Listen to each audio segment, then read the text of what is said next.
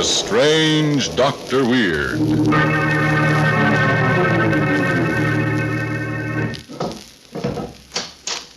Good evening. Come in, won't you? What's the matter? You seem pale tonight. Perhaps you're working too hard. Suppose I tell you a story I've just heard that might relax you. It's about a killer who prided himself on being too clever to be caught, and what happened when he met another murderer who was equally clever. I call the story When Killers Meet.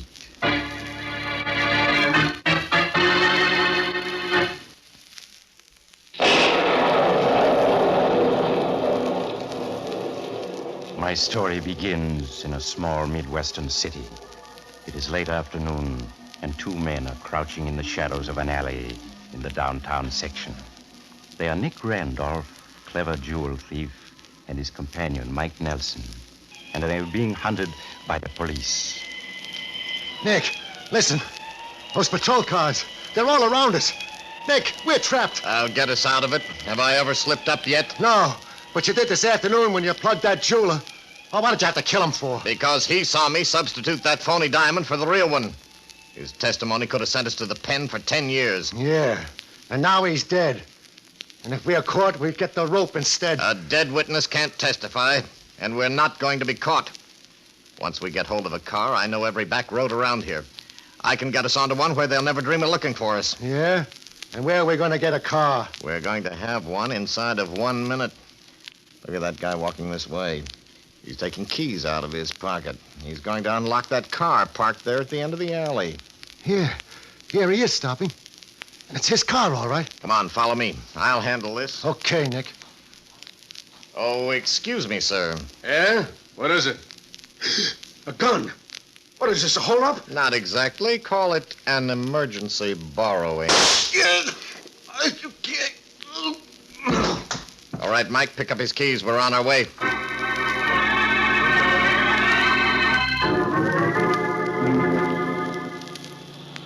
Well, Mike, you getting your confidence in me back yet? All right, Nick, I admit it. You got what it takes. I've never been caught, never been jailed, Mike. Why? Because I'm too clever. No witness has ever testified against me. I've never left a possible witness alive. See? Yeah. Yeah, I see, Nick. What's the next move? This road will take us out of the state in another hour. We have to go through a couple of villages, but nobody will stop us. They're not looking for us here. Besides, it'll be dark in 20 minutes. Suppose you turn on the radio. There might be some news. Okay. Just time for the news, too. Time for the invasion. And now, please, attention, everyone. Attention, everyone. Be on the lookout for two men fleeing the state in a stolen black sedan. These two men are wanted for the hold-up murder of John A. Smith in Central City this afternoon. Nick, they know about the car. Please take down this license number, K370154. K370154. That is the license number of the stolen car in which the killers are And they fleeing. got the license number, too, Nick. Shut up, Mike. The owner, now in City Hospital, near death from a bullet wound, reports that the left headlight of the stolen car is burned out. So if you see a black sedan with only one headlight, report it at once to the nearest authorities. And now, back to the new... Blast the luck. I should have fed him more slugs. Then he wouldn't have done any talking. That's bad. What are we going to do now, Nick? Well, first, let's make sure about that headlight. I'll turn it on and... Yeah, the left one is burned out.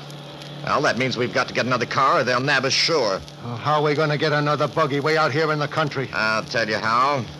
Look, up there on top of that hill ahead of us. Huh? A bungalow with lights in the window.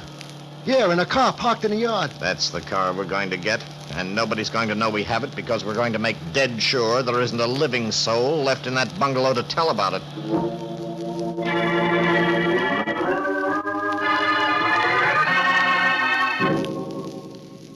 Hardly 2 minutes later, the two men stopped their car in the driveway outside the little bungalow and stared with hard eyes toward the brightly lighted windows. Well, here we are. See anyone around? No. Everybody must be inside. What's our play? We'll go up and knock, pretend we've lost our way.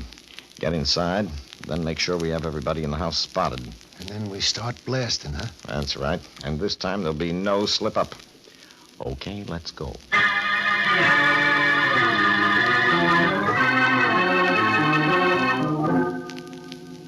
Nick and Mike strode up the gravel path and knocked on the door of the bungalow.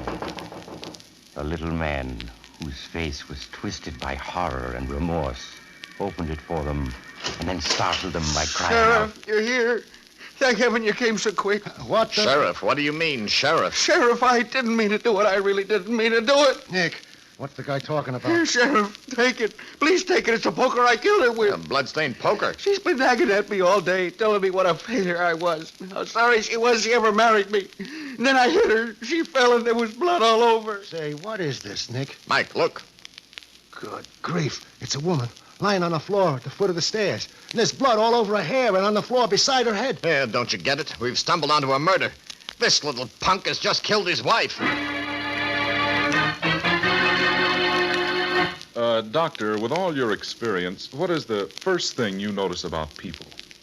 Whether they're living or dead. Well, that does make a difference, doesn't it? And you know, Doctor, I noticed the same thing, only with hats, not people. Some hats look alive. Some are dead. A hat that stays lively and in fine shape a long time after it's been bought will naturally make the rest of your clothes look worlds better. A colorless and dead-looking hat can kill the good effect of even the most fashionable apparel. Hats can make a difference. Gentlemen, wear a smart-looking hat that will keep its shape and help you look your best. Wear an Adam hat. They are made of fine, quality material, tailored and blocked in the latest styles. And an Adam will fit your head perfectly. You're not always tugging at the brim and adjusting the crown. Remember the name, Adam. An Adam hat does make a difference. Now, back to the strange Dr. Weird.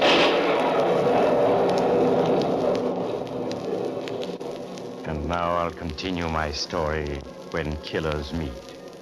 For a minute, Nick Randolph and Mike Nelson, startled by stumbling onto a murder in the very house where they had planned to eliminate all the residents and steal another getaway car, could only stare at the dead woman lying in the hall and at the little man blurting out his pitiful confession. I didn't mean to kill her. I didn't, I tell you, I didn't.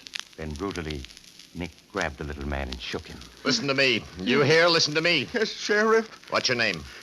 Harry Williams. But I told you that over the phone just now when I... Yeah, I know, but now let me get this straight, Williams. Your wife's been nagging you all day. So just now you hit her with a poker, is that it? Yeah, I just couldn't stand her nagging me anymore. Something in me snapped, but I didn't mean I didn't. Now, get control of yourself. You say you telephoned the sheriff 20 minutes ago? Yeah, but aren't you the sheriff? No, I'm not the sheriff. I was just passing, see? The sheriff will be here in a minute. Now, you sit down and wait for him. Wait for him? Yes, I'll stop in town to make sure that he's coming. Now, you go back in and sit down. Go back and sit down? Yes, that's right. All right, if you say so. Nick, what is this? Don't you understand? This guy's a murderer. The sheriff and his deputies will be here any second. We've got to get away from this place, but fast.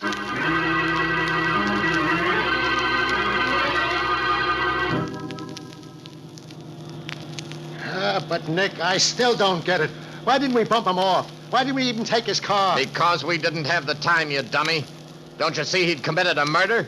He'd sent for the cops. If we'd hung around even a minute more, we might have bumped into him. Yeah, and that's the last thing we wanted to do now, to bump into any cops. As it is, with the sheriff hustling out there to pick up this Williams guy, he won't be thinking of us. We can get into the next town, maybe pick up another car there. But the one place we had to get away from fast was that house back there with that dead woman in it. Sure, I see that now. And Nick, Nick, look, down the road. A car pulled right across the road. And a bunch of guys with rifles. A trap. Well, we're not stopping. We're not going to be caught. Yeah, what are we going to do? I'll swing it around it. I'll hit the ditch. Hold on. Here we go. Nick, they're shooting at us. Well, hang on. We're going to make it. No, look out, Nick. That tree. We're going to hit it.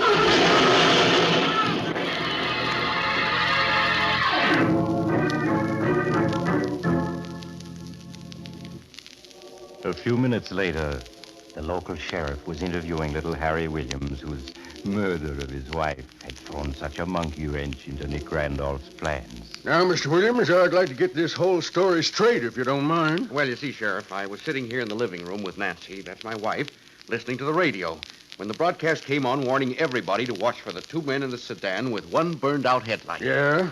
And that instant, I happened to look out the window there. Way down the road, I saw the single headlight of a car blink on for a moment. I get you. Go on, Mr. Williams. Well, I realized it must be the two killers in that car, and I knew they might decide to stop and take my car. Now, if they did, I was sure they killed both Nancy and myself, so we couldn't warn anybody. Right. Why they didn't do it, I still don't know. Well, you see, Sheriff, it's like this. Nancy is recovering from a broken leg, so we couldn't run out of the house and hide. Yeah? Yet, if we stayed here, the two killers might murder us. I had to think fast because it was a very tight spot. I'll say it was. So I quickly carried Nancy out and put her down on the hall floor. I told her to play dead. Then I emptied a bottle of ketchup on the floor and in her hair to look like blood. Yeah. Now, when those two killers knocked on the door half a minute later, I opened it and pretended to be a man who had just killed his wife in a sudden rage. Holy smoke. Yeah, I told them I just murdered Nancy and phoned you to come at once. They thought Nancy was really dead and that you and your men were actually on the way.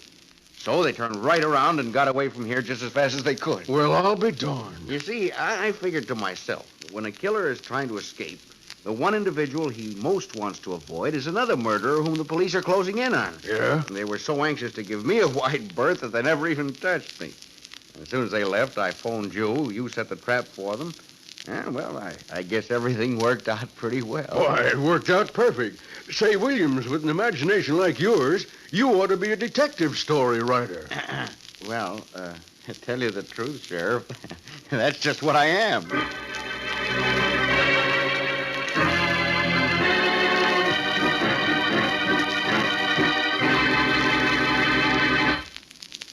So that's what happens when one killer meets another.